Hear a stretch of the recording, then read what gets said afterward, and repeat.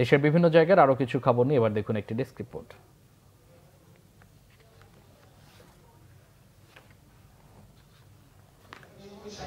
সাভার ও আশুলিয়ায় সাংবাদিকদের সাথে মত বিনিময় করেছেন সাবেক সংসদ সদস্য দেওয়ান মোহাম্মদ সালাউদ্দিন। এ সময় আরও উপস্থিত ছিলেন থানা বিএনপির সাধারণ সম্পাদক গোলাম মোস্তফা সহ অন্যরা। অসহায় ও দুস্থদের মাঝে মানবিক সহায়তা দিয়েছে রাঙ্গামাটি সেনা রেজিয়ন। সকালে প্রান্তিক হল মাঠে এতে উপস্থিত ছিলেন মেজর মোহাম্মদ মুজাহিদুল ইসলাম।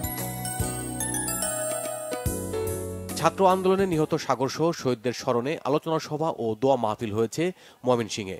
নগরীর আকুয়া চৌরাঙ্গি মোড়ে এতে বক্তব্য রাখেন বিএনপির সহ সাংগঠনিক সম্পাদক আবু ওহাব আকন্দ। বাগেরহাটের বিভিন্ন এলাকায় নেতাকর্মীদের সাথে মত বিনিময় করেছেন বিএনপির কেন্দ্রীয় কমিটির গবেষণা বিষয়ক সম্পাদক কৃষিবিদ শামীমুর রহমান শামীম।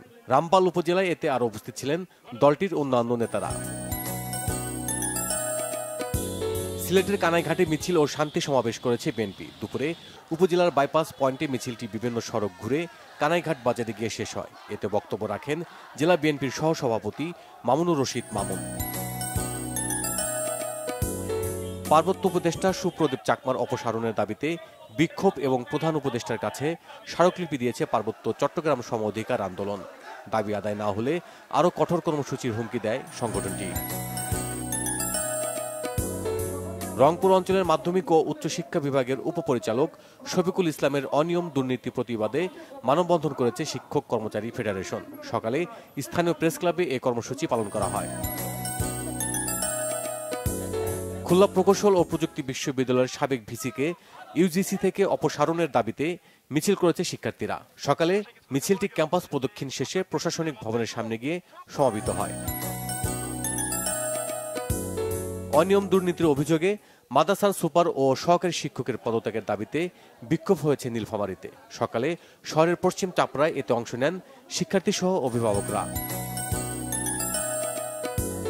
নাটোরের বড়াইগ্রামে বিএনপির কার্যালয়ে হামলার ঘটনায় বিক্ষোভ মিছিল ও সমাবেশ করেছে জেলা ছাত্রদল।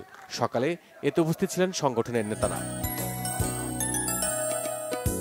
মানিকগঞ্জে গণ অভ্যুত্থানে নিহত রফিক ও সাতসহ দুই শহীদ পরিবারের খোঁজ খবর নিয়েছে জামায়াতে ইসলামীর একটি প্রতিনিধি দল। দুপুরে সাটুরিয়ায় এই সময় উপস্থিত ছিলেন জামায়াত ঢাকা উত্তরের কর্মপরিষদের সদস্য মাওলানা দেলাওয়ার হোসেন সহ অন্যান্যরা।